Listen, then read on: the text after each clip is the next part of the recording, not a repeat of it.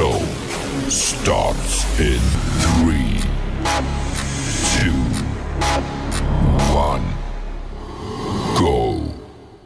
Good morning, CaneSport. It's June 30th, 2021. I'm Gary Ferman, the publisher of CaneSport.com, joined as always by our managing editor, Matt Shodell, this morning. And we're talking about the news of the day on CaneSport.com. And, an interesting day. We got a couple interesting stories, I think. And the one, Matt, that really jumps out to me is the story of Jaquise Skinner's visit to Miami for Paradise Camp and his official visit over the weekend. And so much to talk about that. So I'll set the table first. Skinner's one of the top tight end prospects in the country, without question.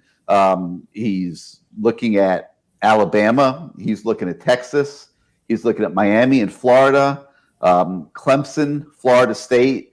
This is a kid that can pretty much write his ticket, quite honestly, about where he goes. That's his final 6, I guess, and would be an absolute spectacular get for the Hurricanes. I turned on this kid's film and was just mesmerized by his ability. Reminds me a lot of a young David Njoku, the way he can run and do things on the football field. And without question, I think is the top priority at tight end for the Hurricanes. And all kinds of interesting subplots to this story, Matt, starting with the fact that on his official visit, he was absolutely mesmerized by the fact that Michael Irvin and David Njoku knew him by name when he approached them. And I think that went a long way to help Miami in this recruiting effort. Yeah, I mean, I'm not sure if they read his name tag that he was wearing or if they just knew who he was. But either way, I mean, he seemed pretty excited about it, which is all that matters.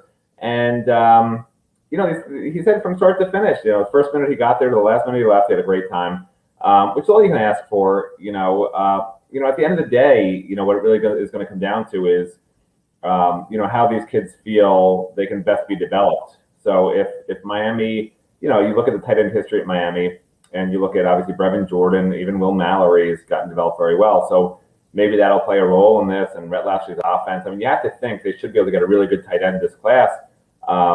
Just because there's really not a lot of proven tight ends on the roster right now. So it's going to be really interesting. Right now I would say Jaquise will not be part of the class if he was signing today, but you never know what might happen. So he's definitely one to keep an eye on. Well, I mean, this kid Skinner is a difference maker, no doubt about it. When he went on his Alabama visit, there was an open seat next to him at every meal over the weekend, and that seat was reserved for Nick Saban. So that tells you what Alabama thinks of him, and the fact that Njoku and Irvin and others were, even Calais Campbell, I saw interacting with him and his family, were prepped on the fact that he was part of the visit weekend and who he was and how important he was to the Miami recruiting effort. I think tells you clear cut how big of a deal that Jaquise Skinner is. And, another funny story, I saw his mom interacting with people and stuff on the visit. And, of course, there were stars all over the place at Paradise, and everyone had their list of who they wanted to meet. Well, at the top of Skinner's mom's list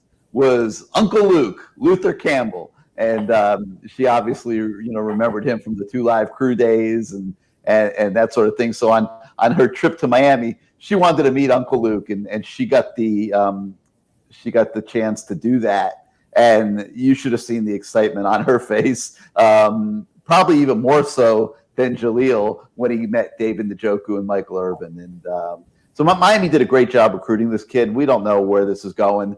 It's going to be a tough get, obviously. Anytime you got to recruit against Alabama and Clemson for starters, it's not going to be easy. But I think Miami put its best foot forward here and is just indicative, Matt, of the benefits that they seem to have gotten from putting a well-together Paradise Camp.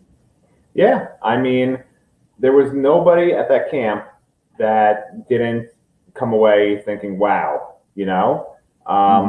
So you have to like that, right? And the key at this camp is that these former players get to actually coach recruits.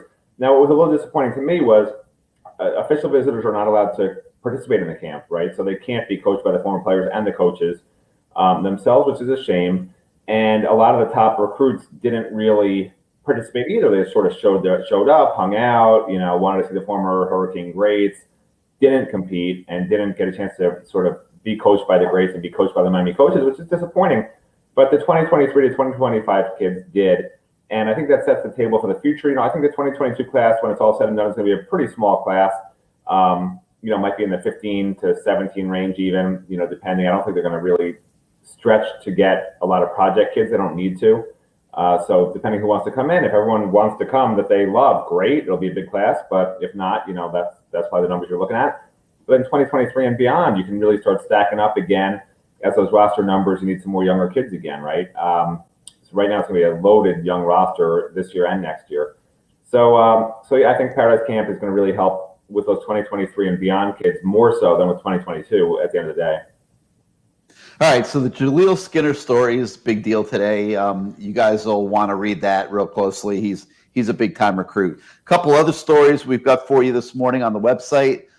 Cam Williams, an offensive tackle, getting ready to announce his commitment on July 1st. Really the first of the recruits to start making announcements here in the month of July. Matt, your feelings on Cam Williams and what might be on the horizon with his announcement? I mean, I don't really feel optimistic on him. Talking to him, I just don't get that vibe. And, I'm not sure where he's going to pick, but I would be surprised if he does pick Miami. If he does pick Miami, I mean, he's going to be a really good interior lineman. So, definitely one to monitor, but don't get disappointed if he doesn't pick Miami. All right. And one that I'm interested in because I got to meet the young man and I got to see him up close at the Rivals 5-Star Challenge. And I really liked him. And I thought he had a decent ability level. And that's defensive end Mario Eugenio. And I'm a little bit baffled by this one because Eugenio did look to me like a decent player. He's getting pretty good attention out there from several different schools. And he never made it to Miami here in the month of June. They talked about it a few times, but it never ended up happening. So to me, that suggests that he is not going to pick the Hurricanes when he makes his announcement, but he insists to us that Miami's still in the mix. Your read on Mario Eugenio? Yeah, I'm not even honestly sure how hard Miami recruited him. Miami, certainly Jeff Simpson was talking to him, but I think they viewed him as more of a plan B guy. I mean, there's so many defensive linemen they have on the radar right now that they're waiting to hear from that, you can't just take everybody and then basically, you're overloaded if the top guys want in. You got to drop somebody. It just doesn't work. So I don't think he'll pick Miami. I'm not sure Miami's going to be that upset about it at this point, even though he's a 4-star. I just am not. I think there's other guys that they had higher on their board. I mean, they really want to be elite in this class and what they view as elite. And I'm just not sure that he is one of the guys that's at the top right now. All right, and then another story we have today is on cornerback Jaquise Alexander, and he's a kid that really came onto my personal radar a few weeks back at one of the Manny Diaz summer camps when I saw him getting a lot of attention from coaches, and they worked him out. He was getting tours from several members of the staff, and really was getting the first-class welcome treatment from the Miami football program on that day. And been waiting to see him pop back up on the radar because he clearly is a kid they're looking at strongly. And that's what our story is about today. And he is saying that he's going to official visit in the fall. So, we got a little time here before we get into the fall. He's going to probably come to a game. We'll see where Miami's at with defensive back recruiting at that point in the equation. But Jaquise Alexander, no question, is a guy to just keep in your mind, on your radar here as recruiting goes forward. Matt, any additional thoughts on that front?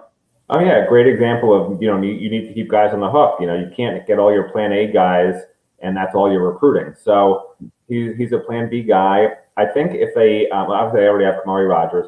I think if they add Chris Graves and or even Nick Hull, I think from what I've heard, they're looking for 2 to 3 cornerbacks in this class, probably 3. So I think if you see Colin Graves and Kamari are all pretty solid, this visit won't happen in the fall. If those, and there's other guys on the radar, that I'm not sure.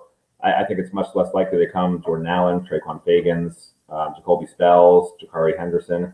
But, I think if they only have 2 commits entering August, September, then you will see them at cornerback. Then you will see them have him come in for an official. I think he's a guy they like a lot, but he's just not quite as high on the board as some other guys. All right, well, that sets the table for what's on the website this morning. Hope you guys continue to enjoy the recruiting coverage. We'll be on the case, obviously, for the duration, and we'll keep bringing you the breaking news as it comes at CaneSport.com. So that's going to do it for this morning. From Matt Shodell, I'm Gary Ferman, and until next time, we'll say have a great day, everybody.